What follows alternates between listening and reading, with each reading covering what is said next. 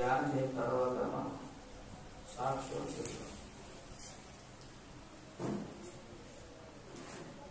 Walking చెప్పాడు, అటు తిరగకూడదు, మౌనం కూర్చోండి.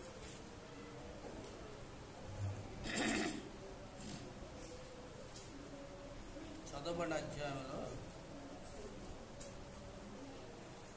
1వ వచనం చదువుతాం. యెహోవా నీ గుడారములో అతిథిగా ఉండదగిన వాడు ఎవడు? చాలు. యెహోవా నీ గుడారములో అతిథిగా ఉండదగిన వాడు ఎవడు? ఈ ప్రశ్న.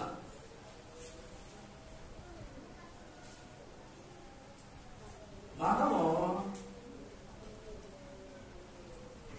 దేవుని యొక్క గుడారంలో అతిథిగా ఉండాలి. అది ఎలాంటి వాళ్ళకి ఆ గుడారంలో ఉండే హక్కు, అధికారం వస్తుంది? ఎలా వస్తుంది? ఆలోచించోసారి మనలో మనమే పరీక్ష చేసుకుందాం, మనలో మనమే పరిశీలన చేసుకుందాం. నేను అతిథిగా ఒక ఇంటికి వెళ్ళాలి అంటే మనం ఏ విధంగా ఉండాలి? ఏంటంటే మనం అతిథిగా ఒక ఇంటికి వాళ్ళు పిలిచాడంటే, ఒక ప్రధానమంత్రి పిలిచాడంటే మనకి ఏ అర్హత ఉండాలి ఆ వెళ్తాను? ఆలోచించారు. లేకపోతే ముఖ్యమంత్రి ఉన్నాడు అనుకోండి, ఆయన మనం ఆహ్వానించాడు, వాళ్ళు రమ్మన్నాడు అనుకోండి, మనం వెళ్ళాలంటే మనకి ఎలాంటి పరిస్థితి ఉండాలి? అలా ఆలోచించండి. ఈ లోక సంబంధమైన వాటిని మనం ఆలోచిస్తే మనకు అర్థం అవుతుంది.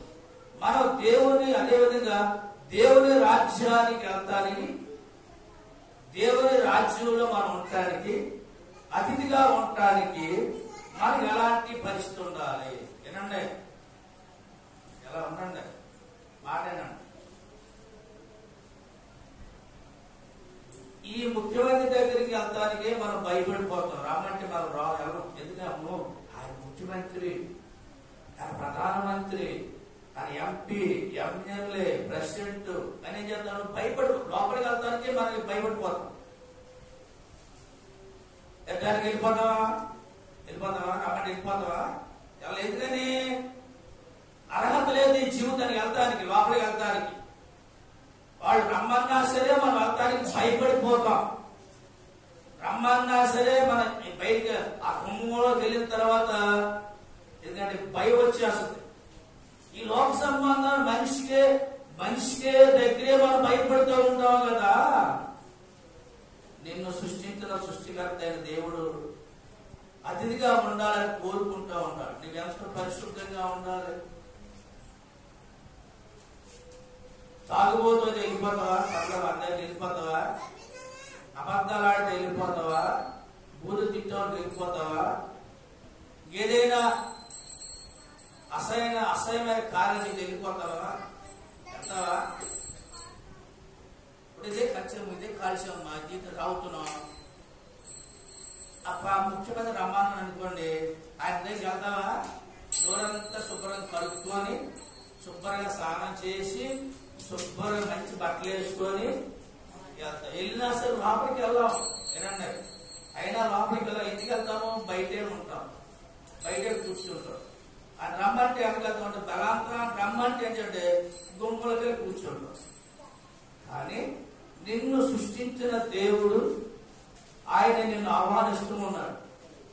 యెహోవా నీ గుడారములో అతిథిగా ఉండదగిన వాడు ఎవడు? నీ పరిశుద్ధ కూర్చో.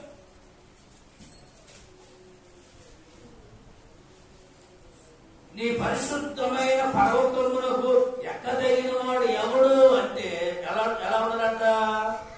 నిర్దోషమైన యథార్థమైన మన ప్రవర్తన ఎలా ఉన్నట? యథార్థంగా ఉండాలి. హల్లెలూయా, హల్లెలూయా. లోపల పెట్టుకొని బయట మాట్లాడకూడదు. పైన పరిశుద్ధం, లోపల విశుద్ధం ఉండకూడదు. యథార్థమైన ప్రవర్తన కలిగి ఉండాలి. మాటలో యథార్థం ఉండాలి, నీ ఆలోచనలో యథార్థం ఉండాలి, నీ తలంపులు యథార్థం ఉండాలి, నీ ప్రవర్తనలో యథార్థం ఉండాలి, నువ్వు చేస్తున్న పనులు యథార్థం ఉండాలి, నువ్వు చేస్తున్న ఉద్యోగం యథార్థం ఉండాలి, నువ్వు చేస్తున్న సేవ యథార్థం ఉండాలి, నువ్వు చేస్తున్న ఈ పనులు యథార్థం ఉండాలి, నమ్మకంగా ఉండాలి దేవుడు. అలా ఉంటే నిర్దోషమైన జీవితం కలిగి ఉంటుంది. జీవితంలో లోపల ఉంటే బయట పెట్టుకొని మాట్లాడుకోవాలి యథార్థమైన జీవితం కాదు. నిర్దోషి యథార్థమైన ప్రవర్తన కలిగి నీతిని చేయాలంట. అప్పుడు అసలు నీతి యథార్థంగా నువ్వు ప్రవర్తిస్తే దేవుని యొక్క నీతి నీకు వస్తుంది. యథార్థంగా ప్రవర్తించకపోతే నీవు అపవిత్రుడుగానే ఉండగలుగుతావు. యథార్థ ప్రవర్తన కలిగి ఉంటే, నీతిని అనుసరించితే నీ జీవితంలో యథార్థమైన బ్రతుకు నీ జీవితంలో ఉంటుంది. అప్పుడు దేవుడు నిన్ను రమ్మంటాడు. యథార్థమైన ప్రవర్తన కలిగి నీతిని అనుసరించు హృదయపూర్వకంగా చేస్తాడు. హృదయపూర్వకం చేయాలంట, నిజాన్ని పలకాలి.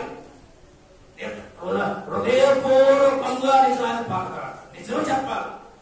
మన మీదకి ఎలాంటి పరిస్థితి వచ్చినా సరే ఏం చేయాల, యథార్థంగానే మాట్లాడాలి.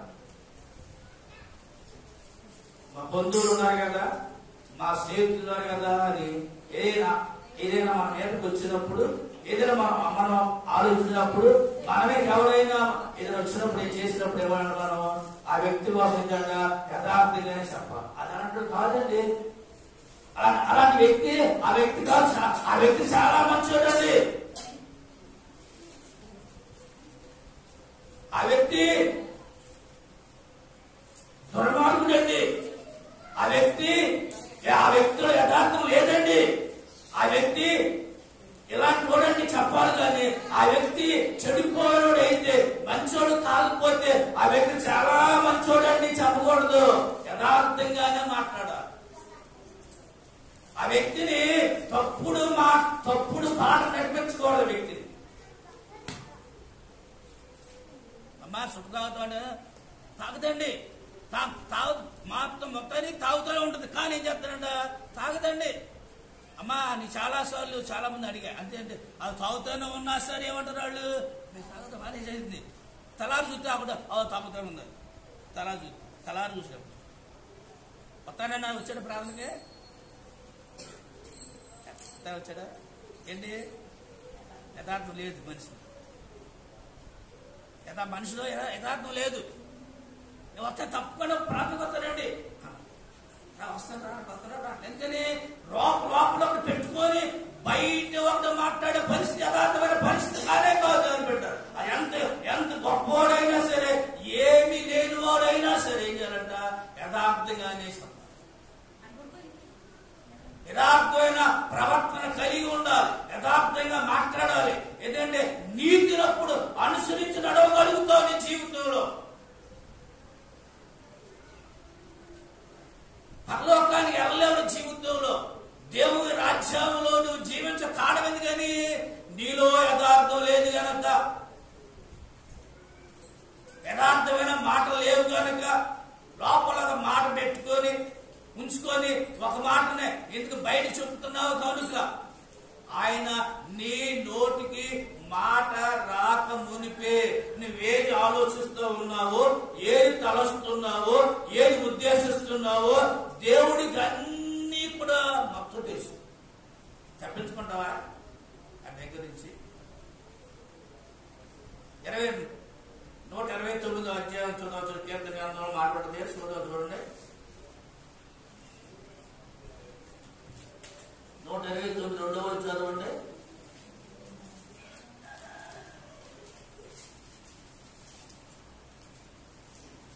కృప వెంబడి కృపను పొందుచు, కృపలో జయ గీతమే పాడుచు, కృప వెంబడి కృపను పొందుచు, కృపలో జయ గీతమే పాడుచు, కృపలో జయ గీతమే పాడుచు.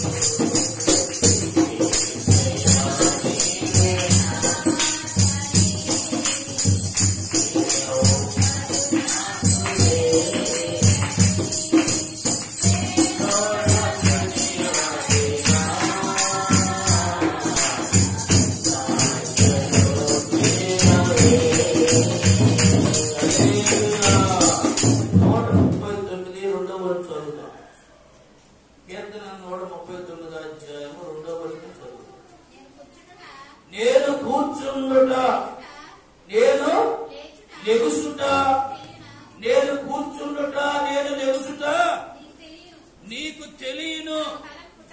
నాకు తలంపు పుట్టక మునిపే, నాకు ఆలోచన పుట్టక మునిపే, నువ్వేమి చెప్పాలని, ఏమి మాట్లాడా, ఏమి తలంచుతున్నావని అను ఊహించక మునిపే నాకు నా మనస్సు గ్రహిస్తున్నా. నేను ఊహించక మునిపే నీకు అన్నీ తెలుసు ప్రభువా. నేను నా మనసులో ఏదైతే ఉందో అదంతా నీకు పూర్తిగా డీటెయిల్ గా తెలుసు ప్రభువా అని భక్తుడు అంటున్నాడే. అడిగిందో సార్ యథార్థ ప్రవక్త నా జీవితంలో నేను కూర్చున్నట్టు, నేను లెక్కకుంటూ, నేను మాట్లాడుతున్నా, తలంచుకుంటూ, నేను ఏం చేస్తున్నాను అదంతా నీకు తెలుసు కదా. యథార్థంగా నేను పనిచేస్తున్నానో లేదో తెలుసు కదా, యథార్థంగా మాట్లాడటం లేదో తెలుసు కదా, యథార్థంగా జీవిస్తాం లేదు అంతా నీకు తెలుసు కదా. నేను నా నోటికి మాట రాకమునిపే నీకు తెలుసు కదా. నువ్వేమి తిన్నావో దేవుడు తెలుసు, ఏమి కట్టుకున్నావో దేవుడు తెలుసు, నువ్వు ఎక్కడికి వెళ్తున్నావో దేవుడు తెలుసు, ఏమి ప్రాప్తి చేస్తున్నావో తెలుసు, ఏమి ఉద్దేశిస్తున్నావో దేవుడు తెలుసు, నువ్వు ఎక్కడికి వెళ్ళి ఏమి చేస్తామన్నావో అంత నాకు తెలుసు అన్నాడు దేవుడు. హల్లెలూయా. తప్పించుకుంటావా?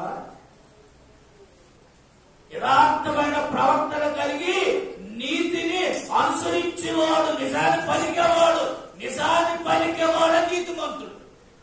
యథార్థమైన ప్రవర్తన కలిగి ఉన్నవాడే నీతిమంతుడు. అందుకనే యేసు ప్రభువు లోకానికి వచ్చింది. మనుషులందరూ కూడా దగాకోరులు కనుక, మనుషులందరూ కూడా పనికిమావాడు కనుక, మనుషులందరూ యథార్థం లేదు కనుక, మనుషులందరూ కూడా పాపం చేస్తున్నారు కనుక, మనుషులందరూ కూడా దుర్మార్గులు కనుక వాళ్ళని రక్షించాలి,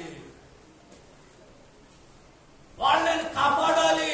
అందుకని దేవాది దేవుడైన, సర్వశక్తివంతుడైన దేవుడు, శ్రీమంతుడైన దేవుడు, స్వయంభవుడైన దేవుడైన, ఏకైక దేవుడు, త్రియేక దేవుడైన యేసుక్రీస్తు ప్రభువు వారు ఈ లోకానికి వచ్చారు. హల్లెలూయా. ఇంకేదాంట్లో లేకపోతే ఎలాగా? కానీ జీవితంలో యథార్థమైన ప్రవర్తన లేకపోతే ఏ విధంగా ఆయన దగ్గరికి వెళ్ళగలుగుతావు? ఆలోచన సార్.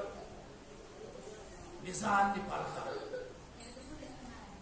నిజం పలకాలి, యథార్థమైన ప్రవర్తన కలిగి ఉండాలి, నీతిని అనుసరించాలి, నిజం పలకాలి. అట్టి వాడు ఎదుటివాడు ఏం చేయాలంట? కొండాలు చెప్పడం, డబ్బులు, నీ ద్రవ్యాన్ని వడ్డీకి ఇవ్వడం. ప్రజలు 15 రాజ్యాలు ఉంది కదా, నీ ద్రవ్యాన్ని వడ్డీకి ఇవ్వడం. నిరపరాధి మీద ఇంకా చదువు ఎంత చదువు? 3వ చదువు 15వ అధ్యాయం 3వ వచనం. అది పెట్టుకొని ఉండాలి. తీసేవాడు అమ్మా. అట్టివాడు నాలుకతో కొండములాడడు. నాలుగుతో కొండ మాట చెప్పడం యథార్థవంతుడు, కొండ మాట చెప్పడం యథార్థవంతుడు. యథార్థంగానే మాట్లాడతాడు. ఎందుకంటే ఆడి మీద ఈడి మీద కొండలు చెప్పడం. ఆడు ఎలా అంటాడండి, ఈ వ్యక్తి ఎలాంటిదండి, ఆ వ్యక్తి ఎలాంటి మంచోడు కాదండి, ఈ వ్యక్తి చాలా మంచోడండి, అలా అంటాడండి అని కొండలు చెప్పడం. ఎక్కడి వాడి మీద కొండ, ఎక్కడి వాడి సోమోతుడికి, ఎక్కడున్న మనిషికి, ఎక్కడున్న నీ కుమారుడికి, నీ దగ్గర ఉన్న వ్యక్తికి, నీ దగ్గర దూరం ఉన్న వ్యక్తికి ఏం చేయాలంట? కొండలు చెప్పు. మూడో వ్యక్తితో కొండాలు చెప్పు. కొండాలు పలుకు. చాలా మంది నాలుగుతో కొండాలు పలుకుతా ఉంటారు. 4-7 రకాల నాలుగులు ఉన్నాయి. ఇదొక నాలుగు అన్నమాట. నాలుగు ఎలాంటిదంట? నానా విధాలమైన. నాలుగుకి నరం ఉంటుందా? ఉండదు. నాలుగు బొయ్యి ఉండదు, కానీ నరం ఉంటుంది. అది ఎటైనా వెళ్తుంది. ఆ నాలుక ఏమైనా చేస్తుందా? నాలుక. ఆ నాలుక నమ్మకూడసుమా. అది ప్రకృతికి చుచ్చు పెట్టేది నాలుక. ఎందుకంటే సృష్టిని యావత్తులపై అంతటి కూడా చుచ్చు పెట్టేది నాలుకే. కొండాలు చెప్పేది నాలుకే, బూతులు ఆడేది నాలుకే, అబద్ధం ఆడేది నాలుకే. ఈ నాలుగుని ఎవరైతే స్వాధీనం చేసుకుంటారో వాడే నీతిమంతులు. దేవునికి స్తోత్రం. హల్లెలూయా హల్లెలూయా హల్లెలూయా. అట్టివాడు ఇదేంటట, అట్టివాడు చదువు, నాలుగుతో పుణ్యములాడడు, తన శరీరానికి కీడు చేయడు, తన పొరుగు వాని మీద నింద మోపడు, అతని దృష్టికి నీచుడు అసహ్యుడు. మంచోడే మంచోడు, చెడ్డోడే చెడ్డోడు. అలా నీచుల కోసం వేసే లోకానికి వచ్చాడుగా. పాపులను రక్షించడానికి, నీచుని రక్షించ దుర్మార్గం పనులు చేసి రక్షించడానికే సర్వాధికారి లోకానికి వచ్చాడు. ఇంకా అదే పరిస్థితుల్లో ఉంటే నీ జీవితంలో ఆ పరలోకానికి వెళ్ళగలుగుతావా? అతిథిగా ఉండగలుగుతావా? దేవుని రాజ్యానికి వెళ్ళగలుగుతావా? దేవుని రాజ్యంలో ఉండగలుగుతావా? ఆలోచించు ఒకసారి, ఆలోచించు ఒకసారి. ఎందుకంటే చదవబడిన అధ్యాయంలో మనం విన్న మాటలు, మన పరిస్థితి ఎలా ఉందో ఆలోచించు ఒకసారి. మనం ఎలా ఉన్నాం? ఈ నూతన సంవత్సరంలో ఎలా ఉన్నాం? పాత సంవత్సరంలో ఎలా ఉన్నాం? పుణ్యాల మాటలు మానేసేయండి, అబద్ధ మాటలు మానేసేయండి, యథార్థంగా ప్రవర్తించండి, నీతిని అనుసరించండి, నిజం పలకండి. దేవుని రాజ్యానికి వెళ్ళే అవకాశం లేదు, వెళ్ళే అవకాశం లేదు, వెళ్ళే అవకాశం లేదు. దేవుని పెట్టలా ఆలోచించు సార్. మంచిది నిజం వస్తే మన మీదకి ఏదో వస్తుందా? మనమనేమన్నా అంటారా? ఏమన్నా ఆలోచించు సార్. యథార్థమైన జీవితం కలిగి ఉన్నారు, యథార్థమైన ప్రవృత్తి కలిగి ఉన్నారు, యథార్థమైన మాటలు కలిగి ఉండాలి, యథార్థ ఉద్దేశం కలిగి ఉండాలి. అని నీ జీవితానికి ఏమంటాడంటే, దేవుడు ఏమన్నాడంటే, నీ దేవుడని యెహోవా నేను పరిశుద్ధుడు కనుక మీరు పరిశుద్ధులుగా ఉంటారని మిమ్మల్ని మీరే పరిశుద్ధపరచు. మనలో మన ఎవరొచ్చి మనం పరిశుద్ధపరచడు? దేవుడే వేసే దేవుడు వచ్చి మనం పరిశుద్ధపరచడు. ఇది మంచిది కాదు అంతే, ఇది మంచిది, ఇది మంచిది అంతే. మంచిదాన్ని మనం స్వీకరించాలి, చెడ్డదాన్ని మనం వదిలేసేసాలి. ఇది చెడ్డది కదా అని తీసుకున్నాం అనుకో, ఇది అగ్నిది, ఇది అగ్నినమ్మ, ఇది దీన్ని పట్టుకుంటే కాలిపోద్ది. ఏం చేయాలి? దాన్ని పట్టుకొని వదిలేసేయాలి. దాన్ని రే ఇంకా ముద్రాదులేమా కూర్చో, సరి కూర్చోండి, మాటేను రోజు ఇక అడుగుతుంది ముద్రాడుతున్నావుగా. ఎందుకంటే ఇది అగ్ని, దీన్ని ఇది పట్టుకుంటే కాలిపోతున్న సంగతి తెలుసుకోవడం. దాన్ని పట్టుకుంటే ఏమైపోతుంది? జీవితం ఏమైపోతుంది?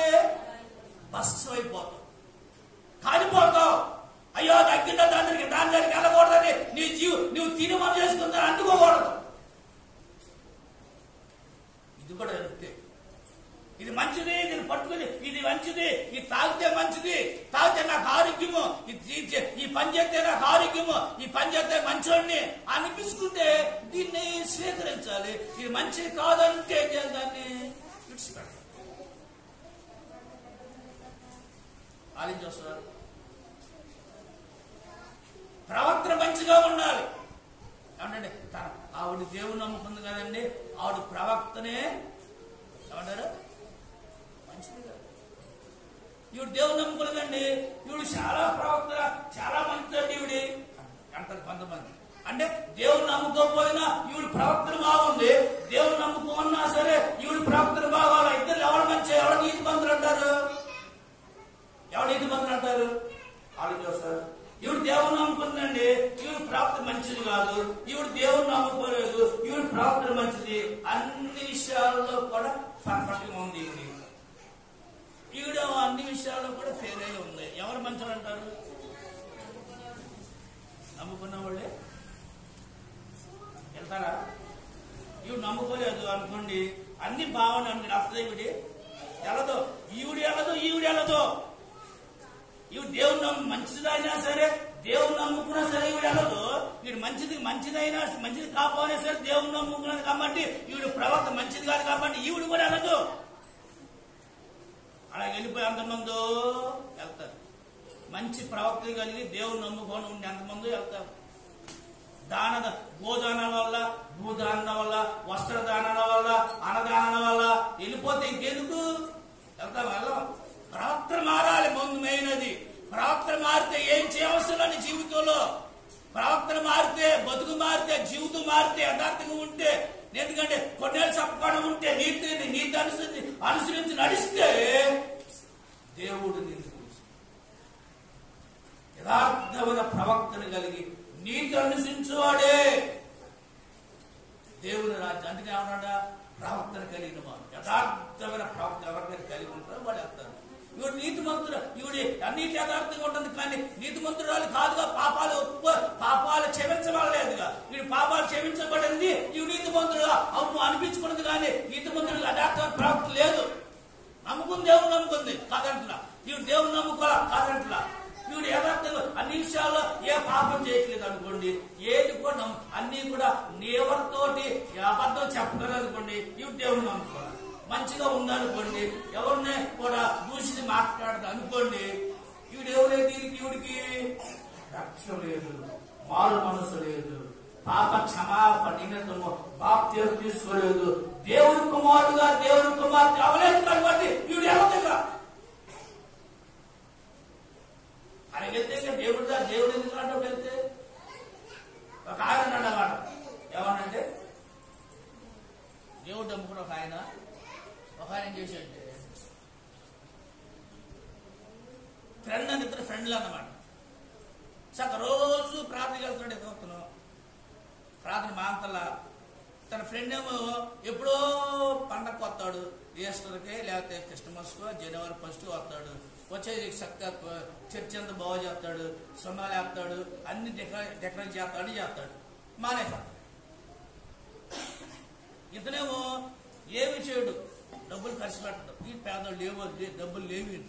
ఏదో కొంచెం చేద్దాం ఉంటాడు అనుకోండి, అన్ని చేస్తాడు, ఆడితో కూడా చేస్తాడు. ఇతను కూడా నీతిమంతుడు కాబట్టి, దేవుని నమ్ముకున్నా కాబట్టి, బాప్తిస్మం కాబట్టి, రక్షించబడ్డాడు కాబట్టి, ఎందుకంటే అన్ని విషయాల్లో చక్కగా ఉన్నాడు కాబట్టి ఈయన ఉన్నాడు. ఈయన అప్పుడప్పుడు వస్తా ఉంటాడు. ఇద్దరు కూడా చనిపోయారు. ఆ పరలోక రాజు వెళ్ళిన తర్వాత ఎవరు అందరూ నిలబడిన తర్వాత అందరూ పేరు పిలుస్తున్నాడు దేవుడు. ఈడి పేరు పిలిచి ఇతని పేరు పిలిచాడు. ఇతని పేరు పిలవడు.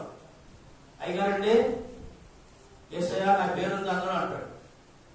నా ఫ్రెండ్ ఉన్నాడు, ఆయన పేరుంది. నా పేరు ఏదండి, నీ పేరు లేదయ్యా. నేను సంవత్సరం కూడా చర్చి సున్నాలు కొడతానండి, సంవత్సరం కూడా డెకరేట్ చేస్తానండి, సంవత్సరం కూడా నేను కార్యకర్తలో నేను పాల్గొని పొందుకున్నాను కదండి. నా పేరు ఎందుకు లేదు? రక్షణ పడలా నువ్వు మారు మనసు లేదు. అప్పుడప్పుడు ప్రార్థన కొట్టే దేవుని రాజుకి వెళ్ళిపోతావా? అయ్యారు నేను 50,000 ఇస్తాను, అందులో పేరు రాయి.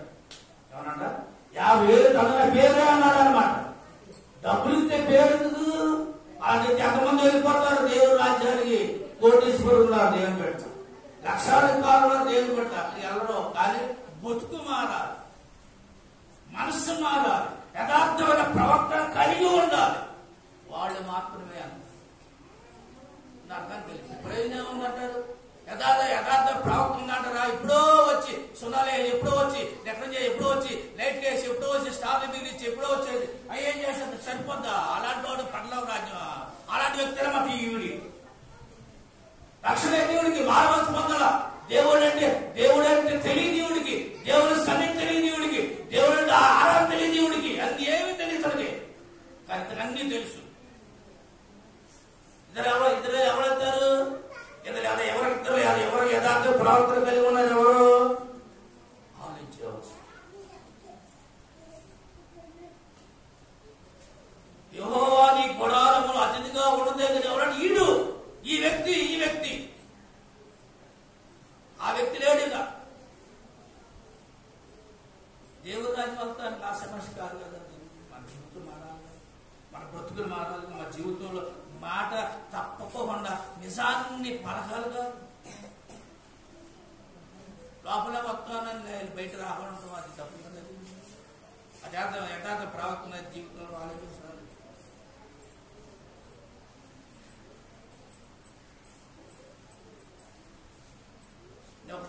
వివాహానికి వెళ్తే పెళ్లి చూపులకు వెళ్తే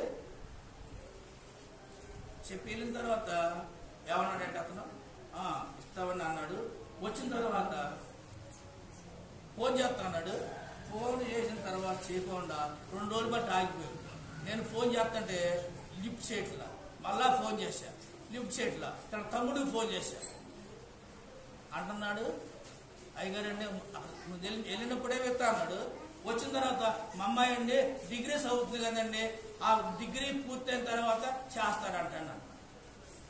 ముందు తెలియదా ఆ విషయం?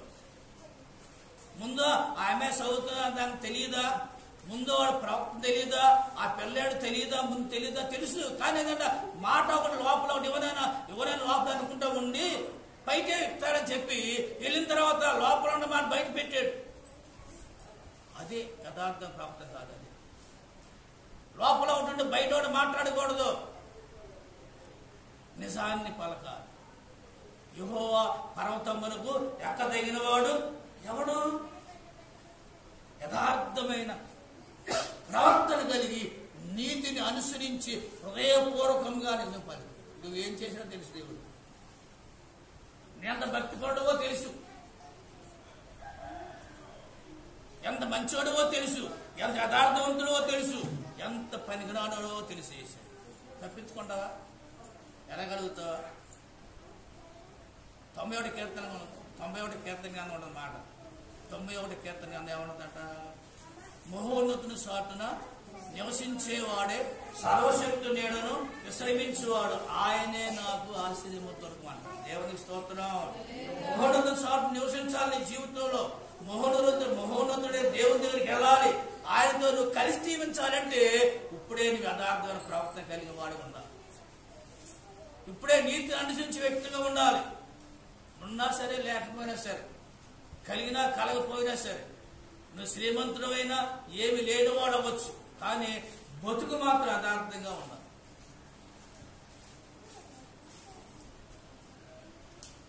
కపటమైన ఆలోచన, కపటమైన ఉద్దేశం కలిగి ఉన్నవాడు, యథార్థమైన ప్రవర్తన కలిగిన వ్యక్తిగా ఉండాలి. అప్పుడే నీతిని అనుసరించి నడవగలుగుతావు. అప్పుడే దేవుని రాజ్యానికి వెళ్ళగలుగుతావు. లేకపోతే వెళ్ళలేవు. ఎంత చేసినా సరే, ఎంత ప్రయత్నం చేసినా సరే, అక్కడికి వెళ్ళటానికే నీ ప్రయత్నం చేయాలి. లోపల ఏం డబ్బు సంపాదిద్దామా, ఎవరిని ముంచుదామా, ఎవరిని ఏ విధంగా మోసం చేద్దామని ఆ ఆలోచన ఉంటే మాత్రం దేవుని రాజ్యానికి వెళ్ళలేదు. ఈ ఉదయకాల సమయంలో ఎలా ఉన్నా నీటిని జ్ఞాపకం చేసుకొని ప్రభు సరిపడు ప్రార్థన చేద్దాం. దేవుడు తన మాటలు దీవెనసుండగాక. లేచిన పడతారు పాట పాడుతుండగా దేవుని